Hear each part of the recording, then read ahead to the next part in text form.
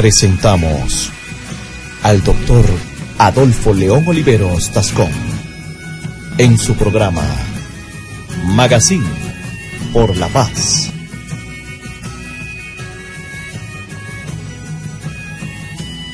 Muy buenas tardes a todos los oyentes del Magazine por la Paz, que se transmite en su emisora lapazestereo.com.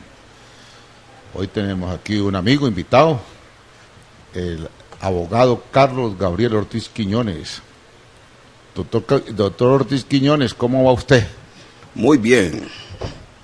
¿Qué lo tiene como medio perezoso, que hasta para hablar se demora mucho en sacar la palabra? ¿Qué pasó? No es con pereza, pues simplemente aquí pendiente de los acontecimientos más importantes de este país, ¿no?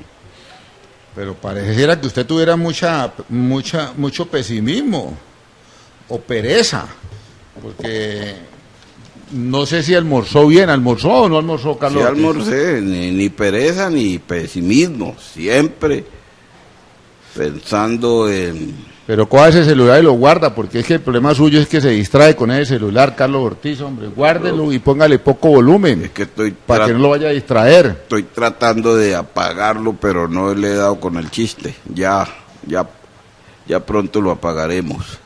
Bueno, mis queridos amigos, mire, es que aquí a veces hay que decirle a la gente cosas que son obvias, pero hay que hacerlas.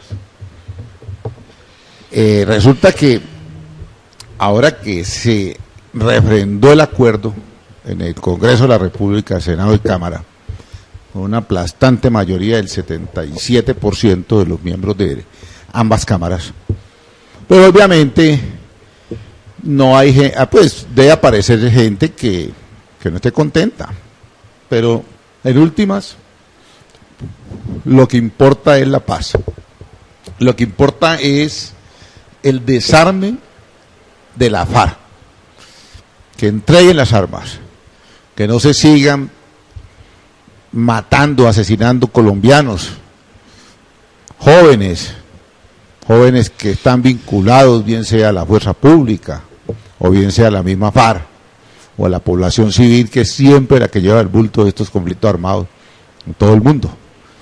Entonces, bienvenida la refrendación por el Congreso.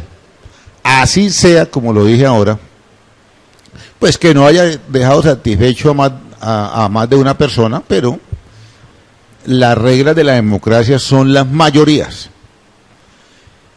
Ahora, después de esta refrendación, viene lo que se llama la implementación. La implementación es convertir en leyes y en acto legislativo, o sea, reforma a la Constitución, lo que se pactó en La Habana. Existe una figura que se llama el Fast Track, que es un trámite especial acordado en el Acto Legislativo 01 del 2016, que está en trámite su revisión de constitucionalidad en la Corte Constitucional, y que consiste básicamente ese Fast Track en que una ley que normalmente se hace en 4 debates, se puede hacer en 2 debates, y que además la discusión solamente se limite a decir sí o no.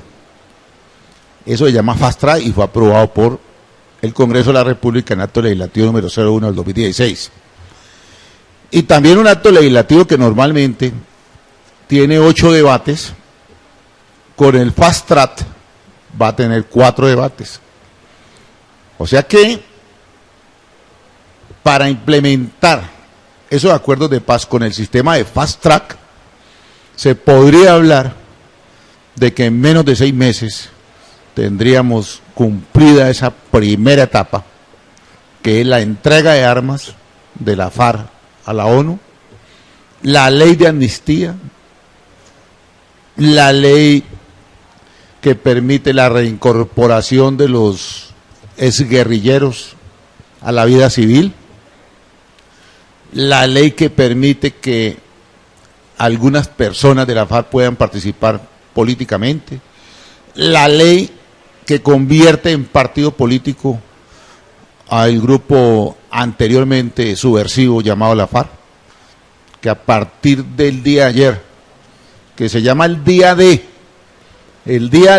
para que los oyentes entiendan qué es eso, es que resulta que cuando los aliados desembarcaron en Normandía, que es la costa que colinda con el canal de Suez hacia Inglaterra, allí se desembarcó y se considera que fue el comienzo del fin de Alemania en la Segunda Guerra Mundial. Y a ese día, donde desembarcaron miles y miles de hombres aliados con los Estados Unidos, Inglaterra, tropas francesas, tropas inclusive canadienses, que llegaron a las costas de Normandía en Francia, a ese desembarco se le llamó el día D, Día de la Liberación de los países que estaban en poder de los nazis. Y ahora, al día número 1, en que empieza a correr el término para el desarme total de los militantes de la guerrilla de la FARC y la incorporación a la sociedad civil de los guerrilleros, a la concentración en las zonas veredales acordadas y en los campamentos acordados, se le denomina el día D. Carlos Ortiz, ¿qué pregunta tiene sobre este punto? Usted que es un acucioso lector de periódicos y de revistas, yo lo he visto mucho leyendo El Caleño anteriormente, El Cubo, lo veo que lee también El Occidente. Cuénteme qué pregunta, inquietud o comentario quiere hacer sobre esta primera parte de la explicación sobre refrendación y sobre implementación de los acuerdos de paz celebrados con la FARC. Que está muy clara la exposición que tú haces sobre lo que sigue a propósito de haber el Congreso de la República aprobado la refrendación de los acuerdos. Pues ahora estamos pendientes de el pronunciamiento de la Corte Constitucional para ver si por vía fast track se pueden implementar los acuerdos.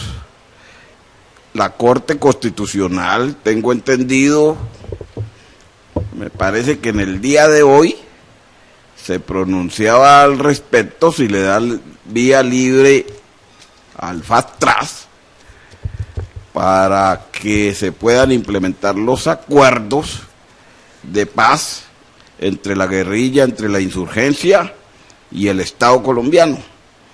Entonces me parece positivo todo lo que está sucediendo y según comentarios del ambiente es que en la Corte Constitucional hay una tendencia que se inclina porque los acuerdos puedan ser implementados vía fast track y eso esperamos que así suceda. Muy bien, Carlos Ortiz, lo veo que está leyendo muy bien el periódico Occidente. Ahora, para que los oyentes conozcan qué caracteriza un fast track, debemos decir que son las siguientes características que se desprenden del acto legislativo número 1 del 2016. Primera característica, es una iniciativa exclusiva del gobierno, o sea, cualquier proyecto de ley o acto legislativo nace del gobierno. Segundo, cuando esa iniciativa, ese proyecto llegue al Congreso, va a tener prelación frente a todos los otros temas. Tercero, solo se puede votar sí o no. Y cuarto, las únicas modificaciones que podrán tener tienen que ajustarse al contenido del acuerdo final y contar con el aval previo del gobierno. La primera ley que se piensa presentar en ese paquete normativo, que bien puede realizarse vía fast track o bien sea por vía ordinaria. Ya el doctor Humberto de la Calle ha explicado muy bien el peligro de que no sea por fast track. Pero como es la Corte, como usted bien lo dice, señor Ortiz, la Corte Constitucional, la que tiene la última palabra en materia de constitucionalidad frente al acto legislativo 01 del 2016, hay que esperar. Yo tengo la apuesta en que eso queda 5-4 a favor del fast track. Y el análisis lo hago por lo siguiente, porque el país se polarizó. Desafortunadamente, hay un sector que agrupa el doctor Uribe y sus amigos que llegaron a tener el 50.1% de los votos en el plebiscito, que son más o menos 6.350.000 votos. Y hay una gente que está con el sí, que está con el gobierno, que llegamos a tener 6.300.000 votos. O sea que eso está más o menos partido en la mitad. Sin embargo, después del plebiscito, grandes sectores de la población que seguramente no votaron, como los estudiantes, los jóvenes, mucha gente que está ubicada en el abstencionismo, reaccionó rápidamente y con marchas multitudinarias salieron a pedir que se refrendara rápido el acuerdo de paz. Pero con todo y eso, el país se muestra dividido a nivel social, a nivel político, etcétera. Por eso, decía el doctor Humberto de la Calle, que hay que implementar lo más rápido posible los acuerdos para evitar el debate político de algo que es fundamental, como es la paz. Porque la paz es política de Estado, no es política de gobierno, no puede ser política de gobierno, no, política de Estado, o sea, de largo plazo. Es la conveniencia de todo un pueblo, no la conveniencia de un sector del pueblo agrupado bajo un partido político. Cuando se habla de todo un pueblo es de toda una nación, de todo un Estado. Y la paz, como tal, está consagrada como un derecho y un deber en la Constitución Nacional. Es más, está elevada a la categoría de derecho fundamental. Entonces, para evitar que exista una mayor polarización frente a un derecho fundamental, pues es mejor que rápidamente en el Congreso de la República haga tránsito los decretos, las leyes, los proyectos de ley y los proyectos de acto legislativo, y que de una vez por todas consigamos lo que todos queremos, que es el desarme de la FARC. Lo que queremos es que las armas de la FARC se entreguen a la ONU para que se hagan los monumentos que se pactaron hacer, pero que no se siga matando a ningún colombiano. 0 muertos por cuenta del conflicto gobierno-FARC. No queremos muertos.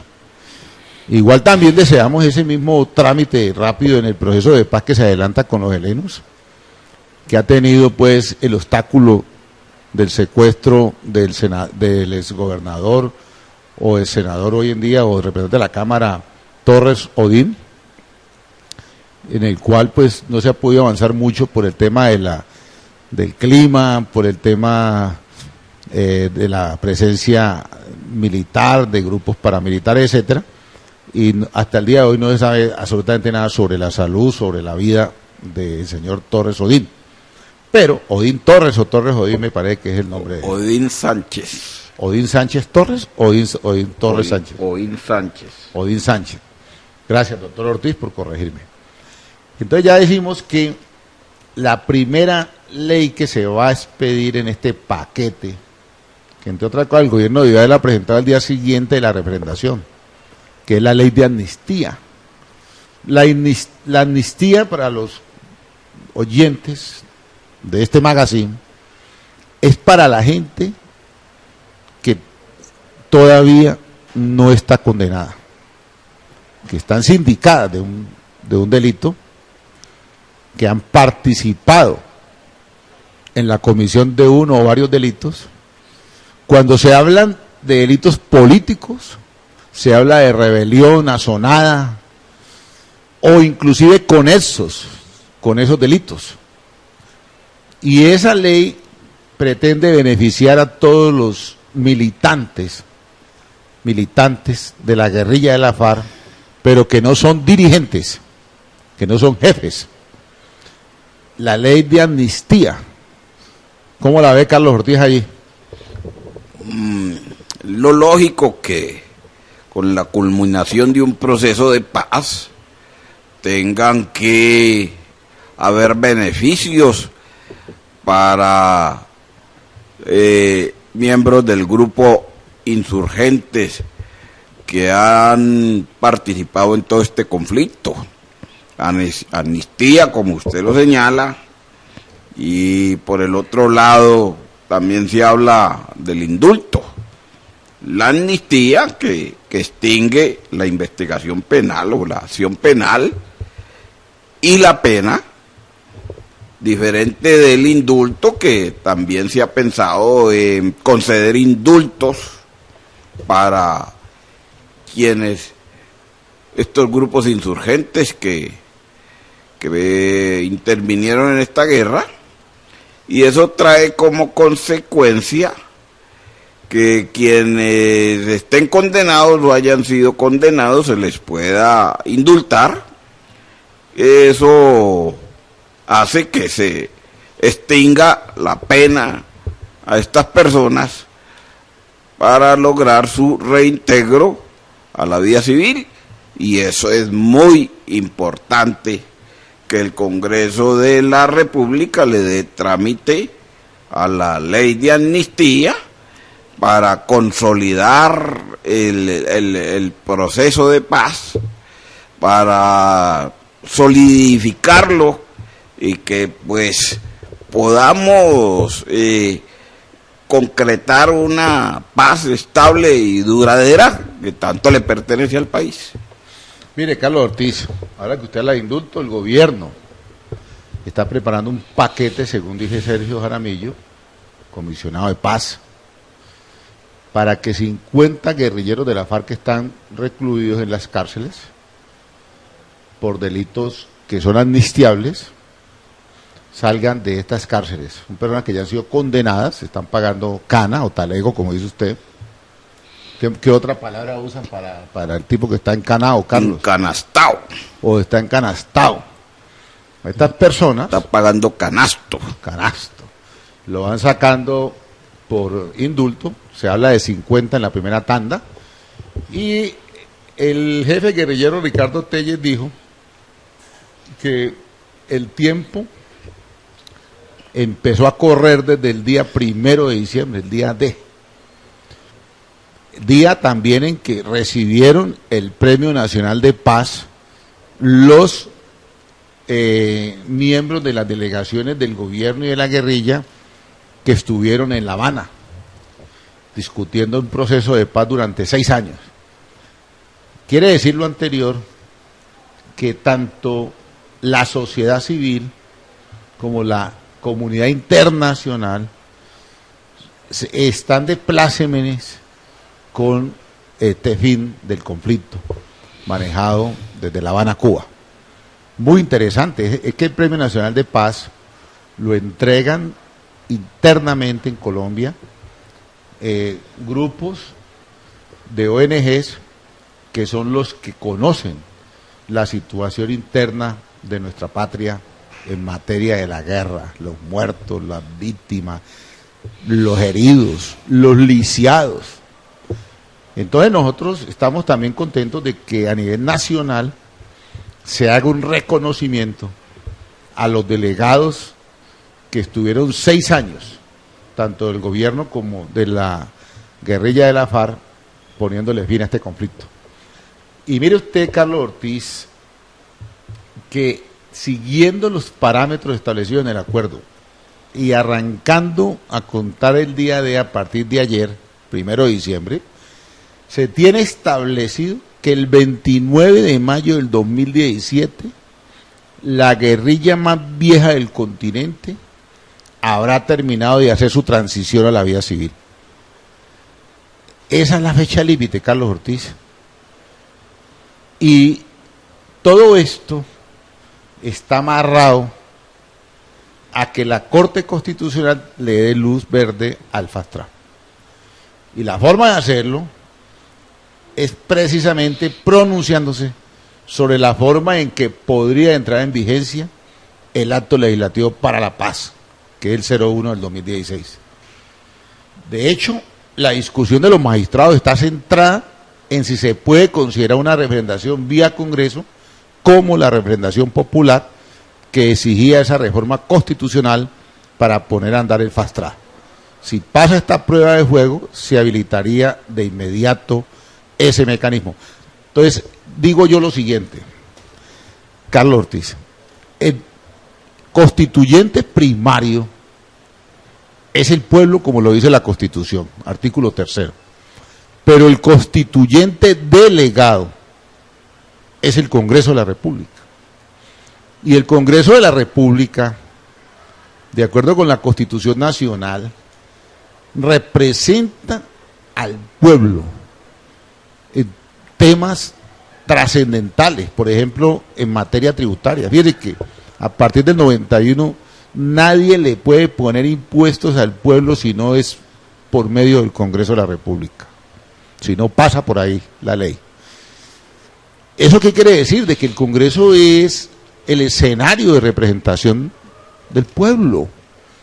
Es que hay gente que me ha dicho a mí que la representación popular es solamente vía plebiscito, pero no. La representación popular puede ser también consulta popular. La representación popular es vía Congreso, porque es que el Congreso representa al pueblo. Y para que no quede la menor duda, el Congreso fue elegido con 14,5 millones de votos, en tanto que en el plebiscito no participaron sino 12 millones de personas, unos por el sí, otros por el no. Entonces, es válido que la Corte Constitucional avale la representación que haga el Congreso para que entre en plena vigencia el acto legislativo 01 del 2016, acto legislativo para la paz. Yo hice mis cuentas de acuerdo con la composición actual de la Corte Constitucional y a mí me arroja que esa votación puede quedar 5-4 a favor. ¿Por qué 5-4? Porque la polarización que vive el país se ha extendido a todas las esferas y a todas las instituciones, por desgracia. Y los 4 que yo digo que posiblemente voten que no, fueron nombrados en el gobierno del doctor Álvaro Uribe, candidatizados por él, como Alberto Rojas, por ejemplo, y otros muchos que están allí, que ya están inclusive para salir. María Victoria Calle también está para salir, fue nombrada y posicionada en el 2009 por los uribistas. Como esto se polarizó, pues obviamente estos tipos, creería yo, podrían decirle al gobierno que no. Pero la esperanza que tengo yo es que los otros 5 magistrados de la Corte, que fueron nombrados después del 2010, cuando se posicionó el doctor Juan Manuel Santos, de pronto acompañen la constitucionalidad de todo el acto legislativo 01 del 2016 y que acepten que la representación popular no es solamente plebiscito ni una consulta, sino también se puede hacer por medio del Congreso de la República, que es lo que se establece también en la misma Constitución. ¿Cómo la ve ahí, señor Ortiz? Sí, estoy identificado con sus planteamientos. Pero usted no necesita darme como a mí, Carlos. Opine usted, tranquilo. No me dé coba, Carlos. Es así. El Consejo de Estado también lo reafirmó en un concepto que el Congreso de la República estaba plenamente facultado para refrendar los acuerdos, ya que se trata de una decisión política y se trata de un órgano que representa al pueblo, que es elegido por el pueblo. Entonces, como constituyente, delegado o derivado, tiene, de acuerdo con la Constitución, la facultad de refrendar estos acuerdos. Entonces estoy de acuerdo con usted que si el Congreso de la República, que representa al pueblo, refrendó estos acuerdos, la Corte Constitucional, es lo lógico, le dé viabilidad al acto legislativo que implementa el fast track, para que por vía fast track se puedan aprobar leyes y actos legislativos para refrendar estos acuerdos de paz. Y viene, doctor Ortiz, que cuando usted está mencionando lo del fast track nuevamente y la necesidad de que esto se apruebe rápidamente, no solamente se ha preocupado el gobierno, también muchos tratadistas y personas muy estudiosas de todos estos temas han dicho, por ejemplo, que el efecto práctico del fast track es que mientras una reforma constitucional por la vía ordinaria tarda cerca de un año, porque tiene que dar 8 vueltas en el Congreso, con el fast track se demora la mitad del tiempo. Así lo dice el magistrado Juan Manuel Charri. Y lo otro, que desde el lado del gobierno existe, es como un miedo, un temor a que si no se hace por fast track, se puede dilatar esas leyes y esos actos legislativos que pueden llegar a coincidir con la campaña para la presidencia del 2018, donde ya los actores van a preocuparse menos por temas de Estado, se van a preocupar más por temas que tengan que ver con votos, con las próximas elecciones, tanto Congreso como Presidencia de la República, año 2018. Entonces, para evitar que se contamine de politiquería este proceso de paz, lo ideal es que se haga con fast track, que sale rápidamente, que las discusiones se limitan al sí no, y la Corte afortunadamente le ha dado vía libre a estos primeros 4 artículos del acto legislativo número 01 del 2016. Está por decidirse ese artículo 5, que habla de la vigencia, la cual se hace a partir de la refrendación popular, y como ya se hizo la refrendación popular por medio del Congreso de la República, pues se esperaría que la Corte Constitucional actúe de conformidad y no permita que el proceso se politice por el beneficio de todos los colombianos. Y mire usted, mi querido doctor Carlos Ortiz, que después de que se empezó el proceso de movilización de la FARC hacia otros territorios, hacia las zonas veredales, después del 2 de octubre que perdimos en el plebiscito, los guerrilleros de la FARC se quedaron parados en sitios cercanos a las zonas veredales. Pero a partir de ayer se empezaron a mover nuevamente hacia las zonas veredales. ¿Qué va a suceder con la justicia local? Resulta que en las zonas donde estaban la FARC y donde operan inclusive otros grupos insurgentes, la FARC era la que administraba justicia, o los helenos, eran los que controlaban las peleas de borrachos, se metían hasta en temas de infidelidades, miraban todo lo que tenía que ver con delito común. Ahora la pregunta que sí han hecho en un foro que organizó El Espectador, en coordinación con la Fundación Paz y Reconciliación y la USAID, que contó con la participación del ministro de Justicia Jorge Londoño y del exprocurador Jaime Bernal Cuellar. La gran pregunta es quién va a reemplazar la FARC en esos temas de resolución de conflictos menores o mayores, en zonas donde el Estado nunca hizo presencia.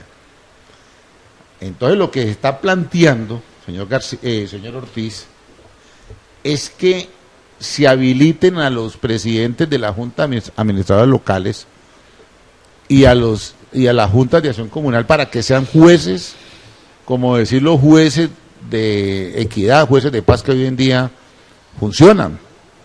La idea es que el Estado haga presencia en reemplazo de la FARC, que sale de esos territorios, que ya está saliendo de los territorios, pero que va a crear un vacío en materia de justicia.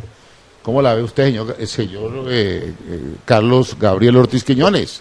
Sí, como en estos territorios era la FARC la que mandaba, la que imponía su ley, la que hacía justicia, la que intervenía en la solución de los conflictos de los ciudadanos, pues es lógico que ese vacío no puede quedar, porque de quedar ese vacío allí, lo que podría suceder es que los ciudadanos acudan a las vías de hecho, y entonces el Estado, que tiene que proteger la vida, honra y bienes de los ciudadanos, tiene que evitar que estos mismos vayan a solucionar sus problemas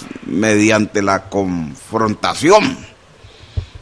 Entonces, evidentemente que estando este vacío, habría que buscar una solución alternativa de quienes pueden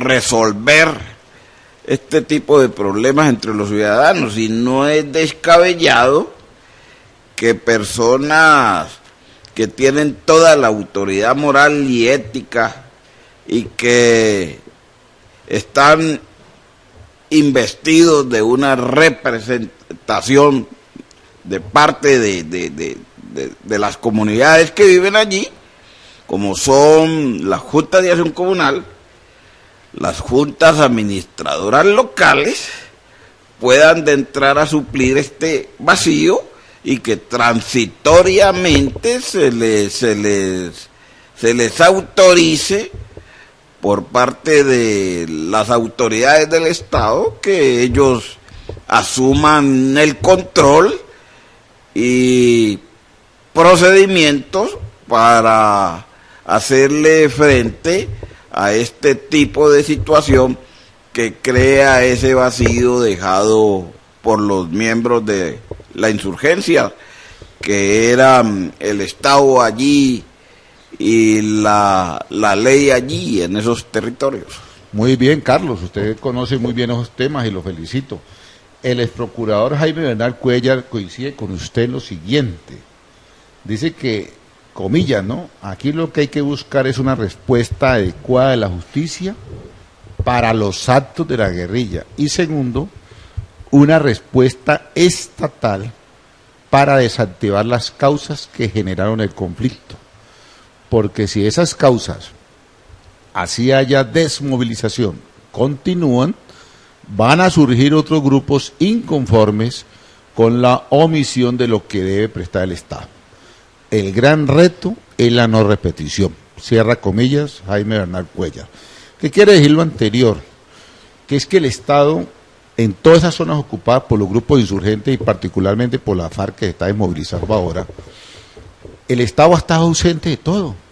Ha estado ausente de justicia, ha estado ausente de servicios públicos, de salud, de educación, de inclusión social, de todo lo que necesita un ciudadano para sentir la presencia del Estado. Y esa tarea la venía desarrollando la FARC, por ejemplo, en los territorios de ellos. Ellos eran inclusive los que cobraban hasta los impuestos, cerraban los negocios, decían quién puede estar en un pueblo y quién no. Ahora que ellos se fueron, que están empezando a emigrar hacia las zonas veredales, pues la gran pregunta es quién va a ejercer el control allá y cómo lo va a ejercer. Ahora el Estado tiene la obligación de llegar con todo el andamiaje del Estado. El Estado tiene que llegar no solamente con la fuerza pública, que es necesarísima allí. La fuerza pública tiene que ingresar, para controlar no solamente las peleas y las riñas entre los mismos habitantes de las vecindades, sino que tiene que entrar para proteger a esas comunidades que quedan desamparadas de alguna manera, quedan a merced, por ejemplo, de otros grupos insurgentes, de los mismos paramilitares o de las bandas criminales. Entonces, primero que tiene que entrar allá es el Estado con la fuerza pública, tiene que entrar la Defensoría del Pueblo, tiene que entrar bienestar familiar para mirar a ver cómo están los muchachos, los niños, las niñas, los viejitos. Tiene que entrar el Ministerio de Educación para ir regulando qué capacitaciones se requieren allá. Tiene que entrar el Ministerio de Salud para que establezca qué enfermedades, qué problemática, cuáles son los hospitales que hay que abrir. Ministerio de Obras Públicas para arreglar las vías de comunicación. Toda una serie de entidades del Estado, los municipios, los departamentos, donde están ubicadas esas zonas, se deben apersonar de las necesidades de la gente, precisamente para evitar que caigan en las garras de otro grupo insurgente, como bien lo dice el doctor Jaime Bernal Cuellar, ex procurador general de la Nación. Es que la causa objetiva de la insurgencia y del conflicto armado, la causa objetiva es la no presencia del Estado en determinadas zonas de la patria, es la pobreza extrema de la población colombiana y es la ausencia total de oportunidades para la gente en muchos sectores de la geografía nacional. Entonces, esos factores objetivos, que son objetivos que se pueden medir, deben empezar a ser atacados por el Estado. Tratar de reducir la brecha entre el que tiene y el que no tiene. Tratar de que se cumpla el primer punto de la agenda de La Habana, que es la entrega de tierras al campesino para que la trabaje a través de las unidades agrícolas familiares, la capacitación al campesino para que pueda producir con ganancia. Un campesino que produzca sin ganancia está condenado a una exclusión social peor de la que está. El plan de sustitución de cultivos debe ir acompañado igualmente de unos nuevos cultivos que sean rentables, que cuenten con la asistencia técnica del Estado y la protección para la venta de esos productos y la orientación para que se siembre lo que se venda y que se venda con ganancia. Es que nadie puede sembrar sin ganancia, que es la teoría que yo he venido exponiendo en todos los sitios donde voy. El campesino no puede sembrar tomates para perder o sembrar una platanera para que un racimo de plátanos que a él le vale producirlo 30.000 o 20.000 pesos, se lo compre un intermediario en 5.000 pesos. Y ese mismo intermediario lo vende en la galería en 30.000. Es que el Estado tiene que garantizar de que los productos del campesino sean comprados a justos precios. No quiero decir que se rompan las reglas del mercado, no, sino que el campesino llegue al mercado con unos intermediarios justos, equitativos, que no se aprovechen de la debilidad del campesino. Y si no se logra eso, las causas objetivas del marginamiento y que dan lugar al conflicto armado siguen vivas, siguen latentes. El campesino necesita, si tiene tierra, vivir de la tierra, vivir bien. Que vivir bien no es tener lujos, Carlos Ortiz, o como usted dice, sostenido. ¿Qué es sostenido, Carlos Ortiz? Cuénteme a ver. Sostenido es que ni para allá ni para acá, es decir, no dejarse caer, estar uno parado, estar uno... Es subsistiendo, no superviviendo. Activo, ¿no?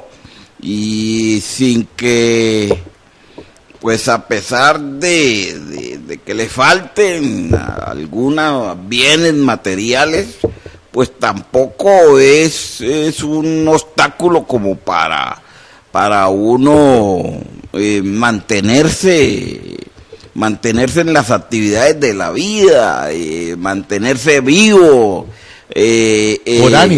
con ánimo, eso es con la esperanza de salir adelante. Eso es estar uno sostenido. Carlos Ortiz, pero es que la tesis mía frente al campesino no es que esté sostenido, sino que esté con bienestar. Sí. Que el campesino no tenga que estar pues aguantando necesidades, no digamos solamente de comida, porque digamos el sostenido pues tiene el estómago sostenido, o sea que se acuesta por lo menos con un vaso de aguapanela y un pedazo de pan, pero el negocio no es ese. El negocio es que el campesino cuente con unas mínimas garantías, tanto en salud, acceso a la educación de él y de sus hijos, de su círculo familiar, ingresos para suplir sus necesidades primarias y secundarias, por ejemplo la ropa, las medicinas, la diversión sana, cercana o en el mismo pueblo, pero que sea un campesino que tenga un motivo claro para superación, para vivir bien, que a través de ese trabajo que hace pueda proyectar un mejor futuro para sus hijos, para su familia, para él mismo, que algo le alcance. Pero es que el que está sostenido, Carlitos Ortiz, vive al día. O sea, no puede darse ningún lujo. No puede pensar en ir a un cine. No puede pensar en mandar el hijo a la universidad, ni siquiera al bachillerato. Entonces necesitamos que ese campesino nuestro, ahora en la implementación de los acuerdos de La Habana, punto número 1, reforma agraria, sea el objetivo número 1 del Estado, para que el Estado llegue nuevamente a suplir todo el territorio nacional. Tiene que garantizar que el campesino, que es el que vive allí, tenga unos niveles de vida que le permitan soñar, que le permitan ser optimista, que le permita tener un proyecto de vida dentro de la legalidad, que no lo dejen rodar hacia propuestas sobre criminalidad, que le diga no a la tentación del cultivo ilícito, pero le dice no porque él en el cultivo lícito obtiene ganancias suficientes que le permiten tener optimismo y creer en el Estado. Es que creer en el Estado es cuando el Estado le da beneficios a todos. Un Estado que, por ejemplo, te da opciones de estudiar, te da opciones de hacer tu carrera, te da opciones de sembrar y vender a buen precio, te da opciones de tener buena salud para ti y para tus hijos.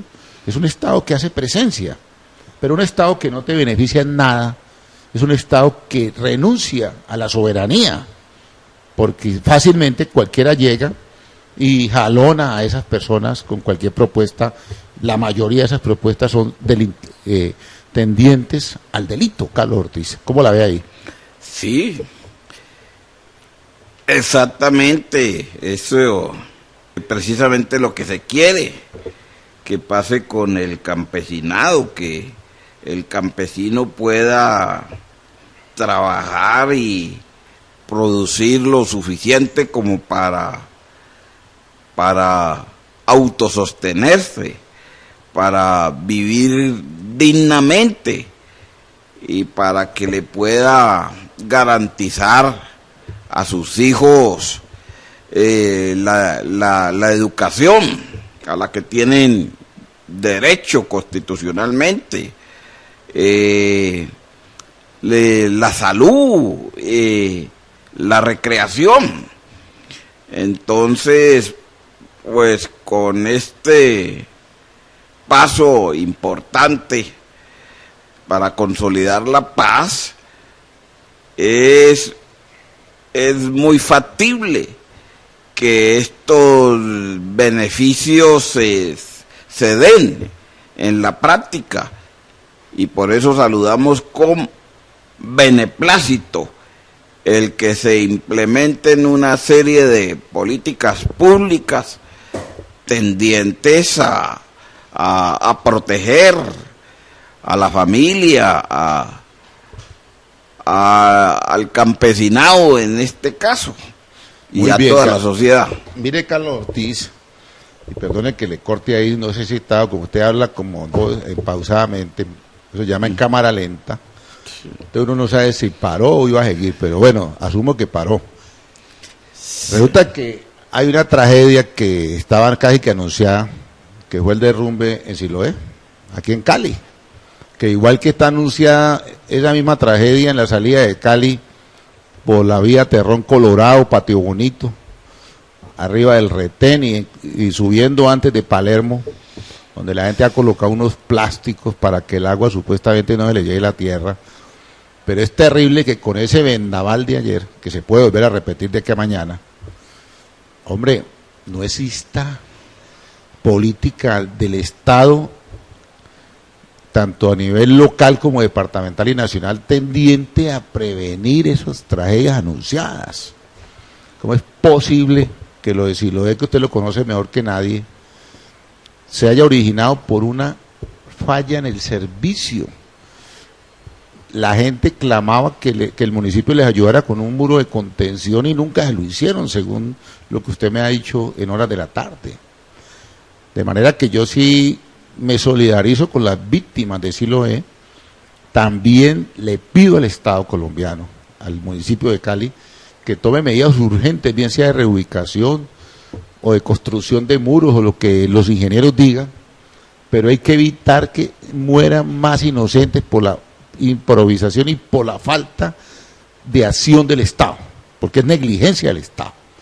El Estado está obligado a actuar preventivamente para evitar las tragedias, como bien lo dice la ley novena del 89.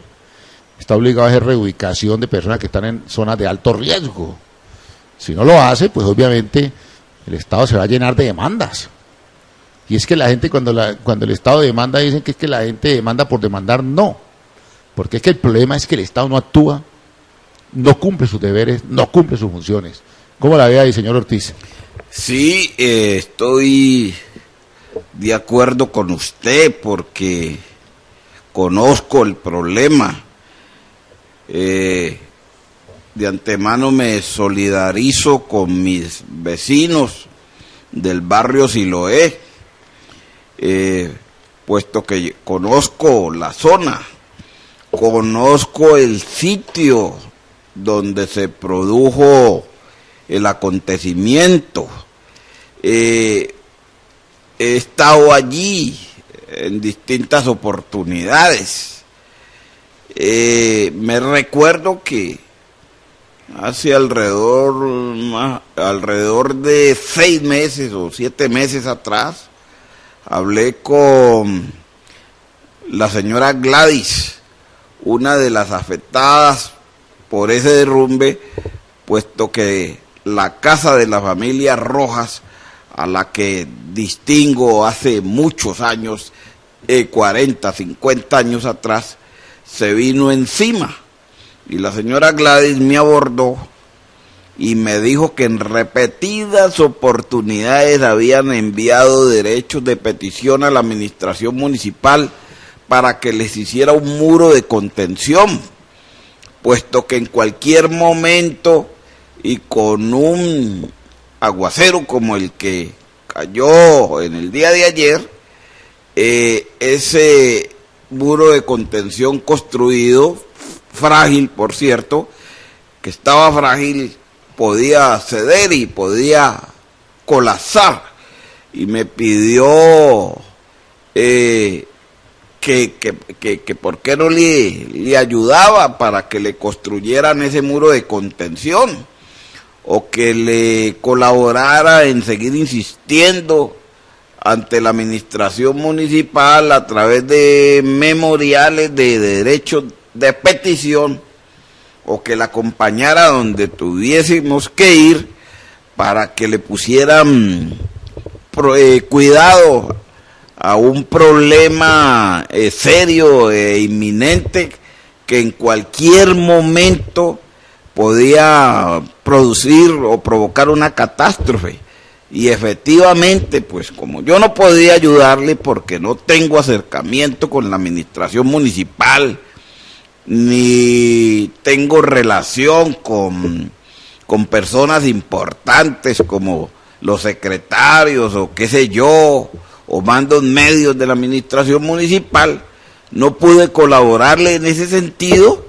Y vea la situación, eso ya era como la obra de García Márquez, la crónica de un desastre anunciado. Creo que en días anteriores también hubo un aguacero que también ese aguacero alcanzó a averiar algunas casas de ese sector, de la Avenida de los Cerros, que es la calle Primera. Concretamente, el derrumbe se produjo sobre la carrera 45, parte más o menos intermedia de la Lomas, que conduce a la segunda carretera que nosotros llamamos.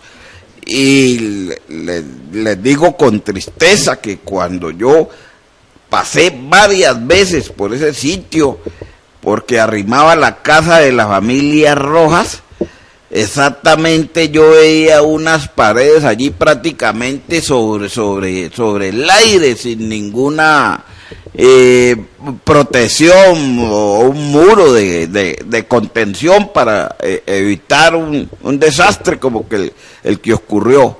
Entonces, por eso lamento y me solidarizo con las personas que fueron afectadas en esto. Los acompaño en su pena por los familiares cercanos que perdieron la vida allí, y el anuncio o la clemencia que me hacía la señora Gladys de que por favor esto podía suceder y a ver si se podía interceder. Se cumplió con las aguas tan fuertes que cayeron ayer y que provocaron este deslizamiento. Sí, Carlito, ya me tengo que despedir. Solidaridad para nuestros paisanos, nuestros amigos de Siloé.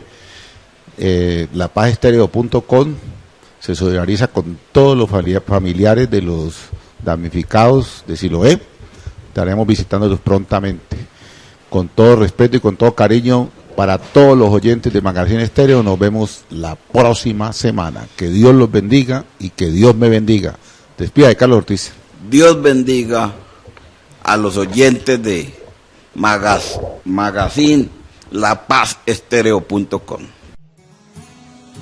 Gracias, muchas gracias. Hasta aquí su programa, Magazine por la Paz, con la conducción del doctor Adolfo León Oliveros Tascón.